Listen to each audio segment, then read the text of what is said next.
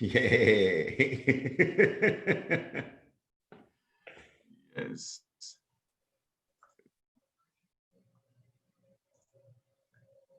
That's perfect.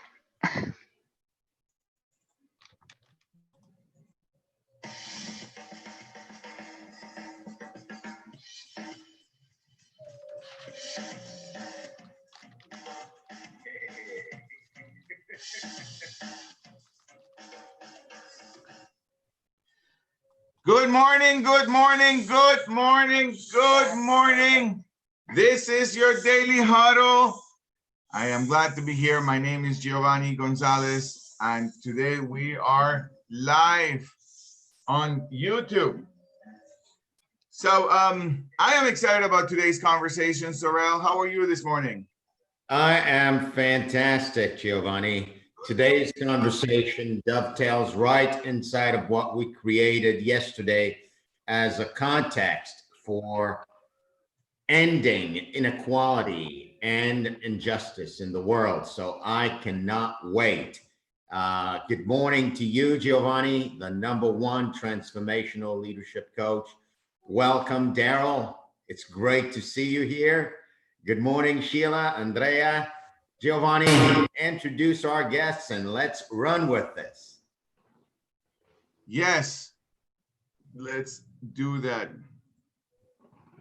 So Zack Knight is actually someone I've gotten the chance to know in the last year and a half, and this is a human being that I really admire and someone that I follow his steps, and someone who introduced me in the world of podcasts, and someone who introduced me in the world of being an entrepreneur in a way in which you just are able to mold yourself with the circumstances. So I'm going to share a little bit about Zack, and we've had Zack before in our daily huddle, but also we're having him again because of his contribution to all of us, and lately, particularly lately, being also a National Guard based on one of the things that we're dealing with, some of the things that we're dealing with. But I'm gonna just share a little bit about his bio. So Zack started his leadership journey working as a Metro Atlanta area as a police officer and SWAT operator. After 7 years, transitioned to the role of Infantry Leader in Afghanistan, where his true test of crime and risk mitigation began. He built that experience into Night Protection Services, where he's able to provide leadership techniques and learned a wide array of businesses. So he started to be a tactical leader in an effort to share the lesson that business leaders, as well as his own lessons in business, have learned after years of experience. His goal in the next year is to publish a book detailing these experiences titled The Legacy of Leadership. He's also back to be a volunteer for the board of Vetlanta, the Physical Security Council of ASIS, and as a co-chair of Surviving to Thriving. And today, he's going to get us started with the question of how do we create a paradigm shift with a long-standing business cultures. So, Zack, good morning. Morning, Gio. Morning, Sorrel, and everybody else. How's everybody doing this morning? Awesome. Welcome, Zack. Welcome, I appreciate y'all having me again. And yeah, thank you for being here. Giovanni, I just want to express my gratitude and my thanks to you, Zack. Thank you for being a police officer. Thank you for having been that. Thank you for having taken the vow to protect us and the common good. And thank you for being here, taking a little break from the front line, protecting us against COVID-19, as well as creating the space where people protesting can do so peacefully and do so with all the dignity that you being present affords them. So I'm immensely grateful for you being here, and I can't wait to hear you. I appreciate that support as always, Sorrel. All right, well, take us right in there. So to expand a little bit more into the weeds about my background, they gave me a great intro. The check is in the mail to Gio for giving me such a great intro. I was a police officer from about 2009 to 2017. During that time, that was when several different things happened. If you remember, there was several controversial things happened, from different police-involved shootings all the way through the founding of the Black Lives Matter movement. And I'm going to circle back to that movement as a whole in regard to what was happening in the last couple of weeks.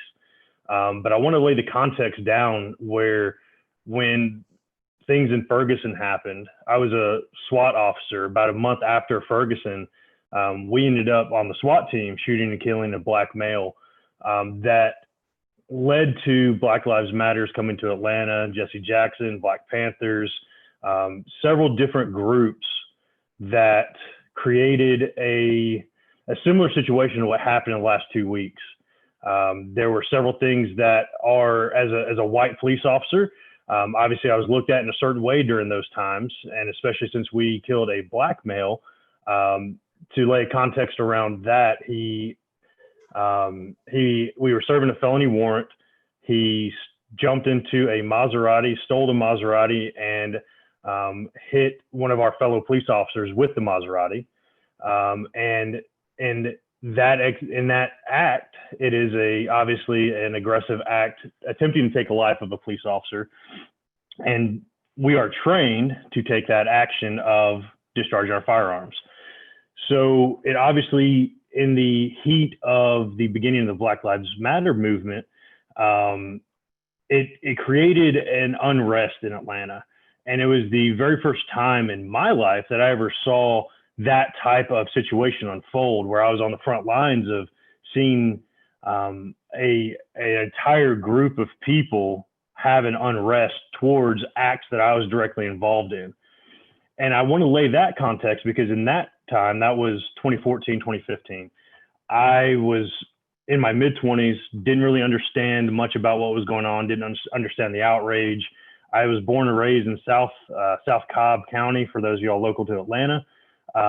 So I didn't understand the unrest among different races because I grew up in an area where, as a white male, I wasn't necessarily in the majority. I had black friends growing up. I had Hispanic friends growing up. I didn't see that color disparity that the rest of the country saw. And the things that transpired over the times after that, I had friends that I grew up with, black friends that I grew up with, that turned to spitting on me, spitting at me, cussing me because I was a white cop. And they instantly assumed, even though they knew me growing up, they instantly assumed that since I was a white cop, I was evil.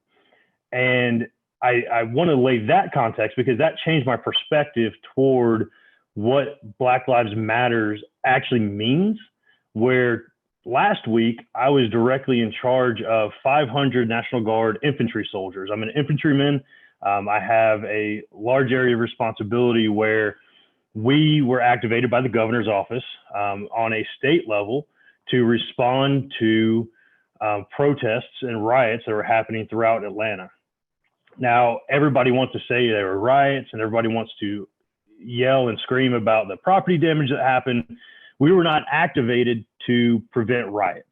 And this is where my change of perception started with what happened in the last 2 weeks. We weren't activated to stop riots from happening. We were activated to support protesters so that they can safely and peacefully engage in voicing their concerns. And in that crowd, I didn't see just black people marching.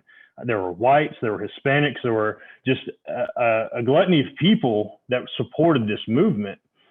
And one of the biggest rhetorics I saw throughout all of this was talking about defunding police, defunding military, taking different aspects of authorities in our society and taking those away and creating, in Minneapolis, my wife is from Minneapolis, and she was giving me like daily reports about what's happening in Minneapolis since this all started there. And they were talking about creating a vigilante justice system in Minneapolis and completely defunding the police department. And that's a whole different conversation for another time. But what I want to realize about this entire situation is we keep talking, and Sorrell and Gio talked about this yesterday, where we keep talking about the symptoms of what's occurring in society. And this is something that I've become more passionate about over the years as I've understood more of what's happening and more of the cry of a populace among us is we keep looking at the act of one or a group of bad cops.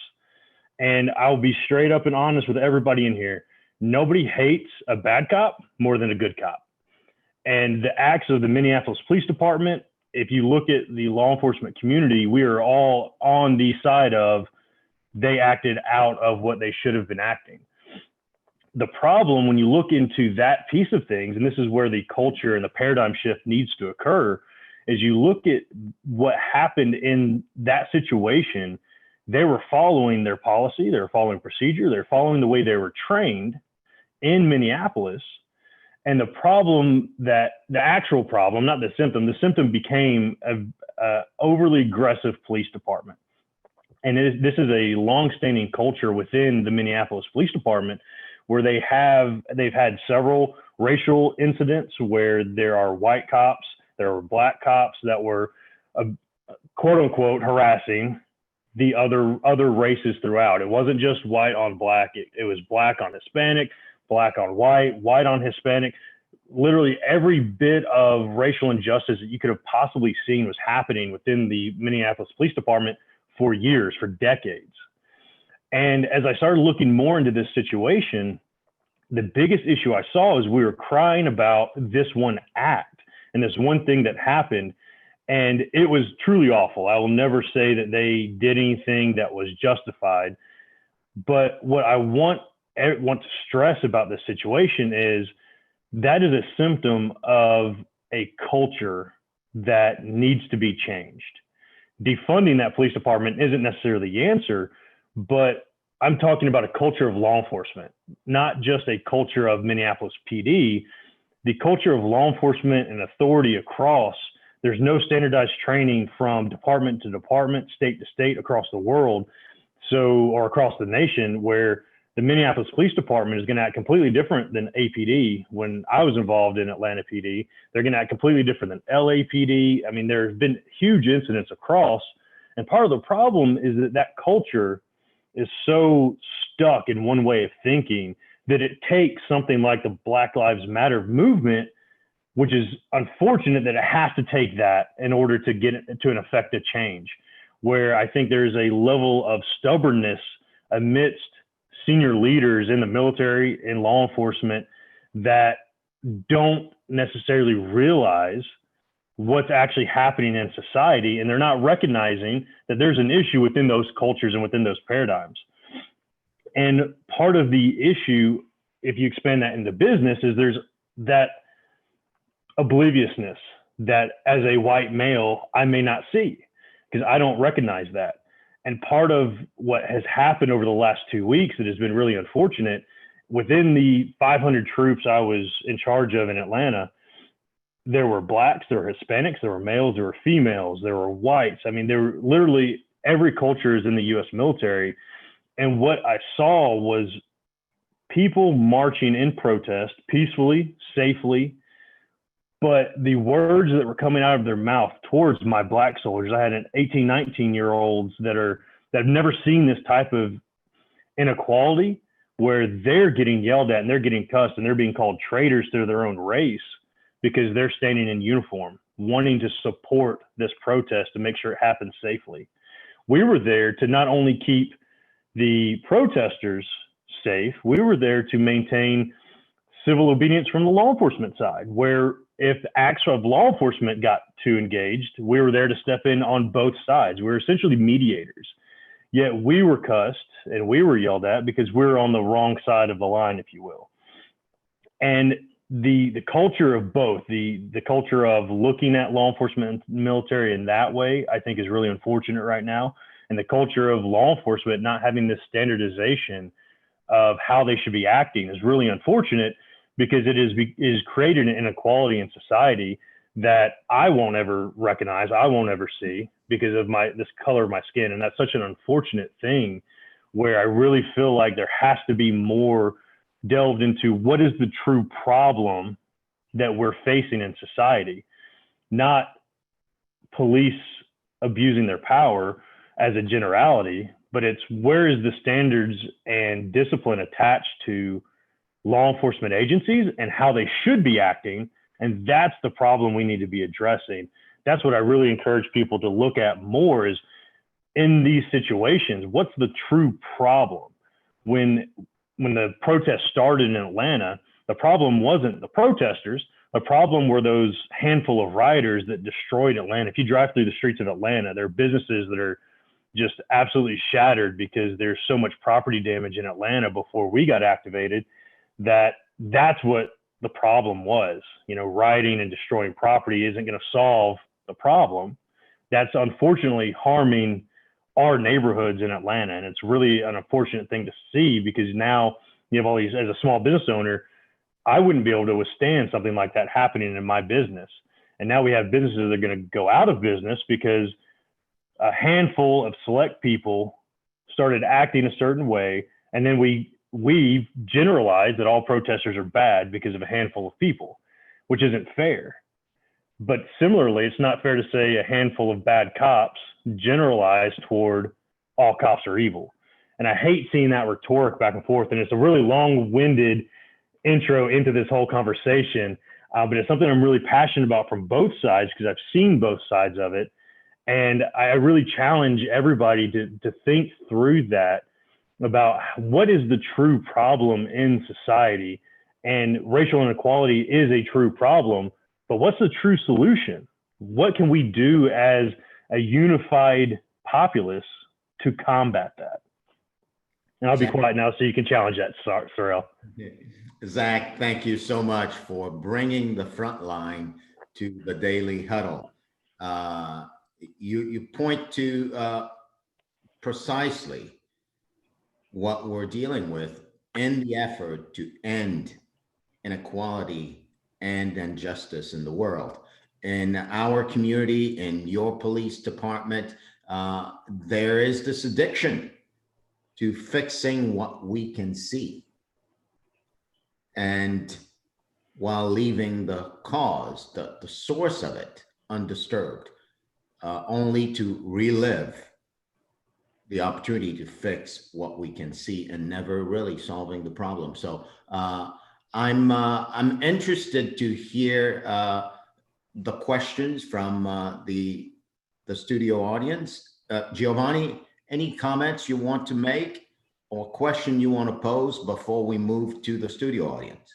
I want to just acknowledge and appreciate the opportunity of you, Zach, being here in the midst of the emotional turbulence that is also in the market, and you representing both sides in a way in which I really got something when you said that you were leading 500 men and women from all walks of life, from all races, and there's this 19-year-old being having to hear something that he or she can't quite comprehend, and it's something that is pointing to the opportunity of a conversation that may begin to create a shift in paradigm in the way that we relate to each other. But that's where I'm going to leave it now. It's a little bit abstract, but I'm going to leave it now there for you. Go ahead, Sheila. All right, thank you, Zach. That was really great. God, I could talk to you all day about this. But the one thing that I'd like to hear you address, I don't have it right in front of me, but from 2013 till about 2020, there were like 100 of these kinds of killings and situations, and 4 cops got charged. This is part of it's a part of the problem. I'm not speaking to the solution right now. But 4 cops got charged and only one cop got convicted. And the thing about, so it's kind of twofold. And the thing about this cop with his hand in his pocket and his knee and knew he was being recorded, there's a kind, it seems to be, or it occurs that there's a kind of arrogance that I'm going to do this, but actually I'm going to get away with it, like in the background. So what do you have to say about, you know, the lack of why part of why it continued, I would say, is that cops knew or cops had the experience, they wouldn't be convicted of committing these kinds of crimes. I know it was kind of long-winded, but that's how I roll. No, I appreciate the question. And I wish I had an intelligent answer for you. When I went back and watched the video, I was personally disturbed in seeing that lack of emotion. I don't know where it's from. And part of my police background is I policed in Smyrna. If y'all are familiar in Cobb County, it's where the Brave Stadium is. I grew up in Smyrna. So I took it as a very personal, my mission as a law enforcement officer to enforce laws and give back to the community. I took it very personally. So there was a lot of emotion driven into that as a whole. So that's actually what ultimately got me out of law enforcement is I did not like being seen as a bald white police officer that was inherently evil because I'm a bald white police officer. I did not like feeling that way. And my emotions actually stirred up enough where I just couldn't do it anymore because I hated being part of that construct. And seeing the emotionlessness of that police officer was truly disturbing. I wish I could tell you why there was that attitude toward it. I truly don't know. And I don't know, George Floyd, and it might be a controversial thing to say, he was not a saint. He had a record. He had several incidents in his past, but that withstanding, he didn't deserve what happened in this situation. He wasn't resisting. He wasn't fighting back. He was being compliant. I see zero reason why those law enforcement officers should have treated George Floyd in that way. Zero reason. But Zach, not just George. I'm also speaking to the cops, like an overall attitude that because there's been 100 of these since 2013 or so. And what I would, yeah. I'm sorry. Go ahead. Yeah, and it seems as if only one cop got convicted out of 100. What I would challenge, and this is only because I see different things, I would challenge what you're consuming in the media and what's initially sent in the media. And the only reason I challenge that is because I've seen the body cameras, the body cam footage that is not released to the media. I've seen the videos, the playbacks, the surveillance videos of situations from around where the way it's portrayed in media, and I'm not talking CNN, Fox News, Google, Yahoo, whatever you may see, I'm not pointing my finger to one in general. I think in order to garner the most attention, they're going to put the highlight reel, quote unquote, if you will, of the situation on there. And the reason only one was convicted is from what I've seen and what I've studied. Part of my background is a fascination with leadership and not only leading others, but leading oneself. And I think this is a big piece of the George Floyd incident where those police officers didn't know how to lead themselves in a situation like this. But looking at the interactions of the previous incidents, the majority of them were acting within the limitations of what is allowed. They were acting within policy, they were acting within training. And the problem isn't, again, necessarily that only one was charged. The problem that I would point to is the way they're trained to handle the situation.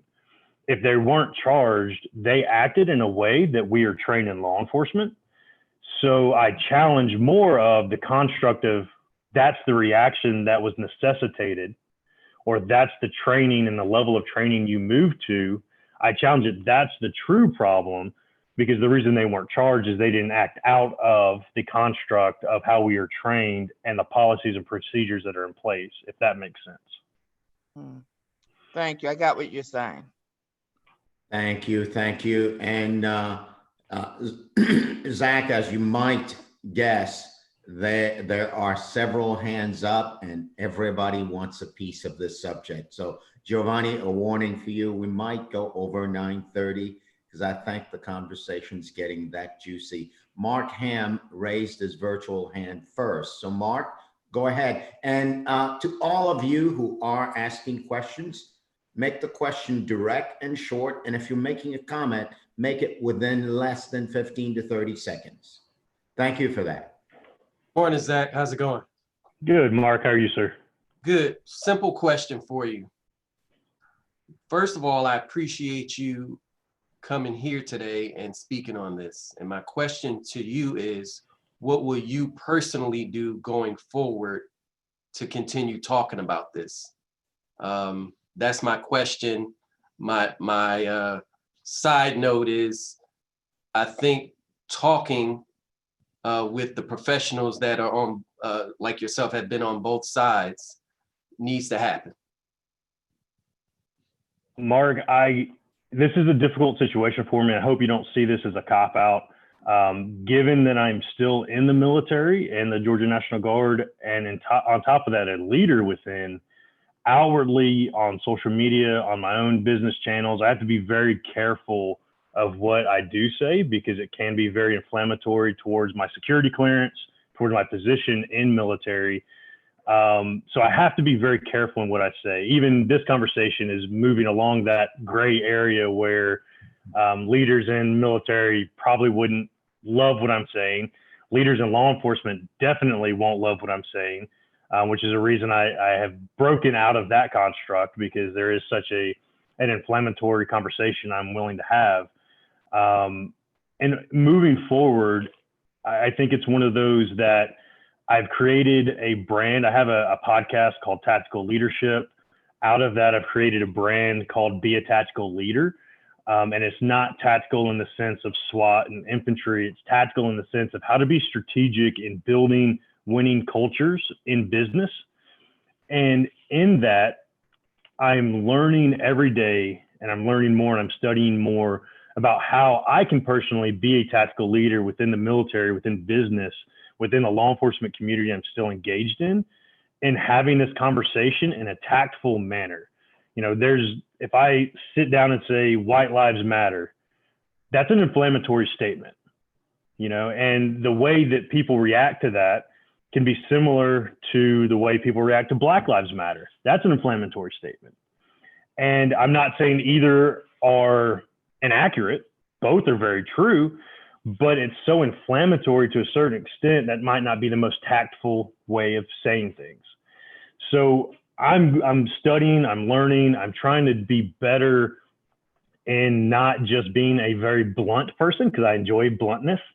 So I'm learning how to be the most tactful I can in creating this conversation within a construct. As I move more into my military career, at the level I'm at, I can only affect 100 soldiers. And I can only create a culture within 100 soldiers that impacts these 100 soldiers, and hope that they spread a spiderweb effect out. As I get higher up, it becomes more of a sensitive conversation, because those above me don't want to hear it. And that's the unfortunate part. So I'm very carefully being tactical in the way I'm approaching this conversation, where if you go too inflammatory, you just get shut down and everybody ignores you. And that's part of the problem, you know, ignoring. That's where we're at with having protests like this. The Black individuals throughout the country feel like they've been ignored for too long.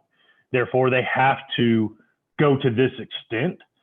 As a white male, I feel like if I truly want to make an impact, I have to be very careful in the conversation I have, so I don't get shut down in a similar way. So I'm trying to learn and be very tactical in that manner. Whereas I advance through things, I can create culture. And every culture I touch, I want this conversation to continue. So I'm only affecting what I can now. But over the next 20 years, keep an eye on what I'm affecting, because it's going to be big. Mm-hmm. I appreciate that. Ronald, you are next, my friend. Let's keep it short, right? We've got 2 more after you. Sorry, Yes. I'm keeping my answers long. Sorry about that. Yeah, I'm gonna keep it short. Okay, one thing that I'm really concerned with is reform. And I would love to see reform. And the reform for an officer to go from state to state and move from department to department, that should stop.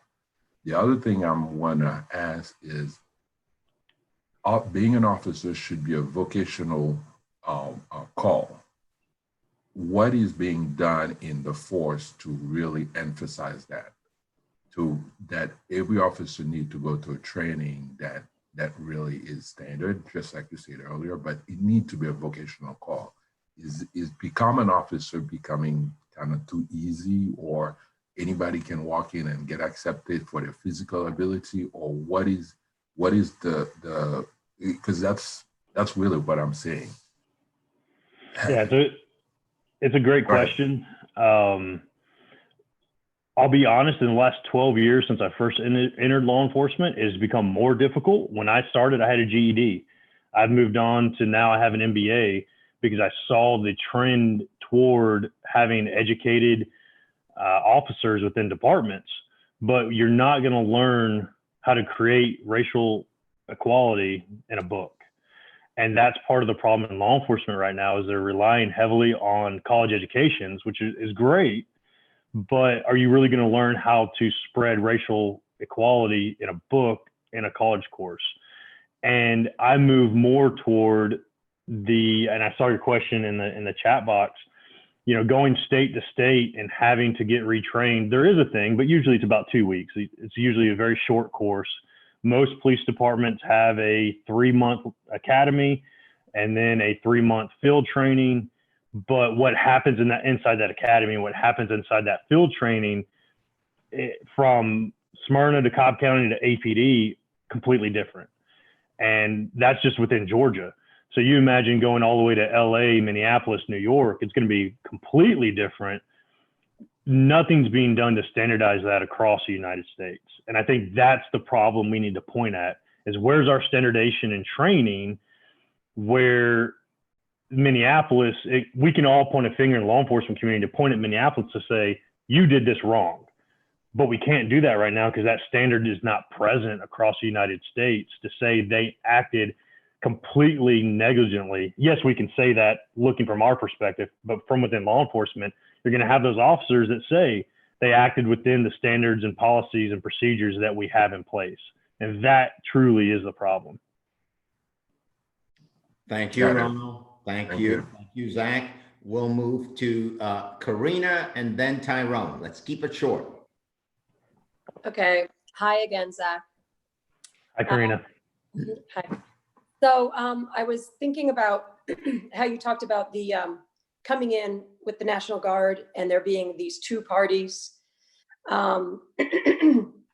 Sorry, my voice is funny this morning. And there's something I've read a little bit about, and I'm curious what you would say too. And it's almost like maybe a third or a fourth party, which is people who come in to almost like incite more of the riotous as opposed to peaceful protest that wouldn't necessarily, I'll just use the example, be on the side of Black Lives Matter, but to create like this storm of making them look bad. Things like leaving a pallet of bricks, or I've heard something called agent provocateur, like in Minneapolis, there was this black umbrella guy.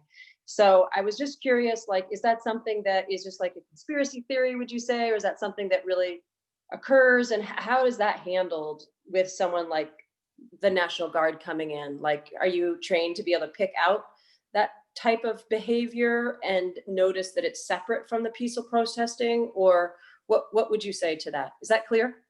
It is 100% clear, and it's something that is not asked often enough. So I appreciate you presenting that question. Yeah. When I was in the law enforcement community and that happened in Atlanta, there were peaceful protests initially. And then we directly saw people that were paid to come in from out of state to incite more of an issue. In this situation, just here in Atlanta, but especially in Minneapolis, and you look back in Baltimore, and Baltimore had the riots a few years ago, the same thing happened where Black Lives Matters at its core is a great construct pushing forward equality. What becomes an unfortunate piece of it is there are insiders, like you said, it's 100% accurate, that are paid to come into that area and throw the first brick, because the herd mentality leads to riots that destroy things. And then Black Lives Matter gets a bad name about it. I'm not saying which side, I don't know which side. It could have been white supremacists that paid that person to go in there and make Black Lives Matter look in that fashion. I don't know who started it, if that makes sense, but 100% it's an unfortunate aspect where, Black Lives Matter in 15, 16 really kind of got disregarded because they were looked at as only creating riots and only destroying property. And realistically, the core of BLM is not that. The core of BLM is preaching equality. So it's really unfortunate that that happens, and no, we're not trained to identify that. And that's unfortunate. There's no way to really pick out these people are inciting. Yes, you can kind of see who's inciting, but we don't know where it comes from. We don't know who's starting it. We don't know how to prevent that. And that's part of the problem, unfortunately, where it's just such a difficult thing to nail down. I honestly don't have a great solution for that one. Yeah. Thank you for bringing that up, Karina. We'll take the last one, Giovanni, and then we'll kick it back to you. Tyrone, go ahead. Remember to keep it short. Okay, well, yeah, Zach, this has been a good conversation. And I just have one question that I would think would provide an expanded context for many of us on the call. Have you seen data summarizing in the last 5 to 7 years when similar incidences have occurred with other races, white, Latinos, or anybody that's non-Black? It just seems to us that it always seems to be a Black male, and that many times there may have been a provoking thing, but definitely not to the level of using deadly force. So do you get my point? And have you seen that sort of data? I mean, does this occur and it just doesn't make the media with other people? And that's what I would challenge right back to you. Yes, I get your question. It's a great question because there is not data that really articulates that I've seen. And the question then becomes, what do people care about? Do people care necessarily about a racist Black cop targeting white people? Do people truly care about that in the media where we're going to pay attention to that? Or is it more of a conversation where a racist white cop targets a Black male? What's more inflammatory within the media that people are going to pay attention to? Because at the end of the day, media stations, news stations only get paid, they only get revenue if people are watching. So I look at that, no study, I haven't seen studies done toward inequality towards Latinos, Hispanics, Blacks towards whites, Hispanics towards whites. I've not seen studies done on that. And part of the inequality across is I feel like nobody really cares. And I say that as a white male that has not seen racism in that fashion, where I wonder if anybody would care if somebody was racist towards a white person. And I don't know the answer to that. I'm just posing the question of possibly that's why we haven't seen those studies. Would it really garner attention? Would anybody really pay attention? Is it worth, Fox News's time or CNN's time to do that study? Because would anybody pay attention to get views off of that? That's more of what let me just share this with you. As an oppressed individual, and I don't necessarily say that I feel oppressed, but I know that walking around the street, the experience of being pulled over while driving, while being Black, has probably occurred to me 50 to 60 times in my life, maybe even more. It's happened so frequent, I lost track by the time I was like 35 or 40. Fortunately, I had the communication skills that allowed me, but as someone that has happened to before, hell yeah, I'm concerned. If it's happening to a white person, I know it happened to me, so I'm definitely concerned that it should not happen to anybody, whether it's Black, white, Asian, whatever. So know this, that if you've ever had that experience, you do not want it to occur to anybody else. And you don't care if you're not part of the dominant race, you just know it's wrong. And I hope that you get the intent and hope you get the sense of how that would bother me if it happened to anybody. So I'll leave it at that. Just register that. And I think you can sense what I'm referring to in those comments. If you've ever had somebody deny you of something just simply because you showed up and you didn't appear the way they thought you should appear, then I think you get that. So thanks a lot. No, thank you for that. And that's where I love this conversation because there's so many different viewpoints on it. And Andrea, I'm from the South. I can't pronounce properly. You put a great comment in there about studies that have shown different things. And I agree with what Tyrone was saying, because if you have had that happen to you, you wouldn't want it to happen to anybody else, regardless of what race or their culture or their background. And when you look at studies like that, I've personally firsthand seen from military and law enforcement where studies are skewed just based on the populace that they're looking at. And I know that's an inflammatory thing to say. It And is actually, this is not, I'm sorry, I'm being quiet, but this is not a moment for us to be questioning what's happening. This is not something to be about studies. This is Black Lives Matter, period. This is not all white lives matter. It's all about Black Lives Matter right now. And we need to be serious about this shit because racism needs to stop.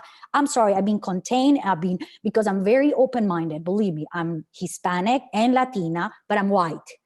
My brothers and sisters who are Black, who are also Latinos, but they are dying in the hands of police. So I'm super passionate about this, and saying Black Lives Matter cannot be inflammatory to anyone because it's real. I've been trying my best to be quiet, but I can't. This racism and this belief that there are no studies, that we are too inflammatory, bullshit. And I work with the Marine Corps in Vetlanta.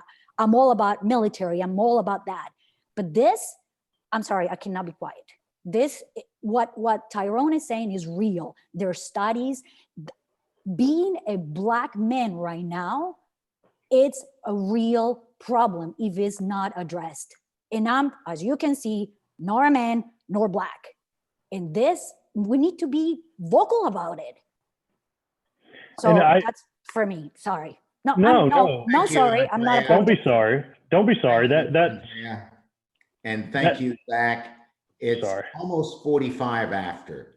Now, I want each of you to get that Giovanni and myself are committed to the Daily Huddle being the space where you can freely be expressed so that A, your voice is heard, and B, you get used to an environment where a conversation can happen and something opens up, and it opens up in the direction of us together ending inequality and injustice. I'm promising on behalf of myself and Giovanni that the conversation we opened up yesterday will continue to give it emphasis, just like you mentioned, Andrea. There will be other speakers coming onto the Daily Huddle to expand the conversation, to continue to expand our collective consciousness, and to continue to take action in the direction of businesses changing long-standing structures, both social and economic, institutions doing the same. That's our stand.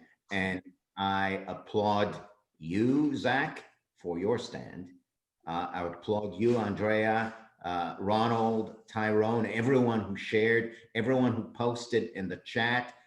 Those of you who are new to the Daily Huddle or listening, know our commitment and know that we know yours as well. Giovanni, I'll give you the last word, my friend. Perfect. Thank you, Sorrel. Thank you, Zach, man, and thank you, Andrea, for bringing also your perspective and everybody else, right?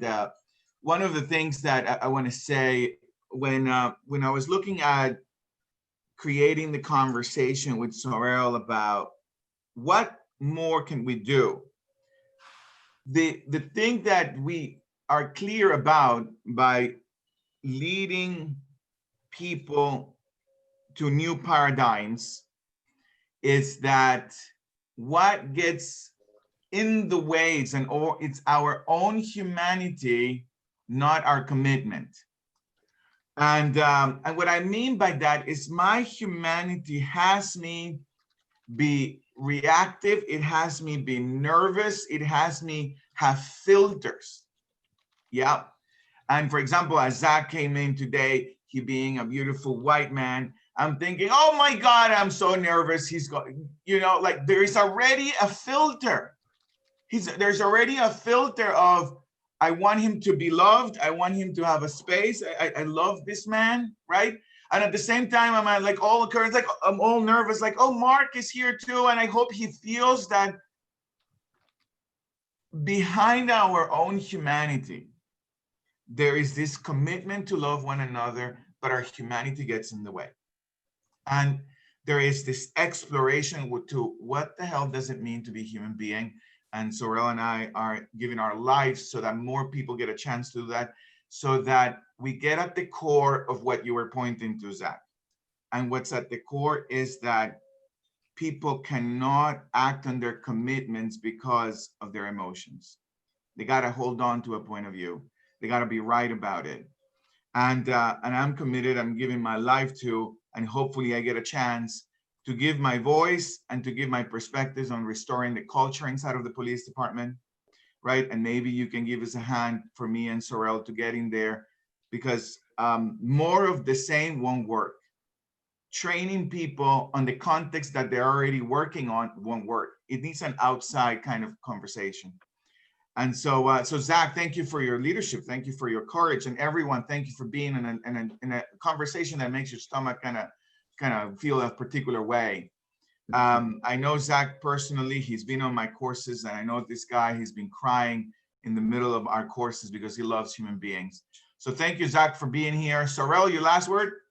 I want to go back to Andrea, and Are you sure?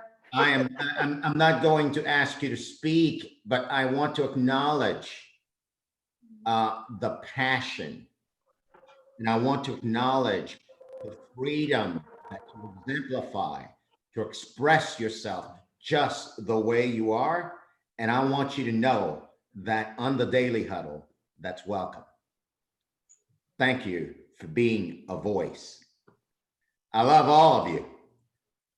I can't wait for the next conversation. We love you. Thanks, Zach. Yeah. Appreciate Bye, you guys. speaking today. Thank you. Thank Thank you, you. Thank you all. Everybody. I appreciate Bye. appreciate you guys. Andrea. Thank you, Andrea. Your voices are heard.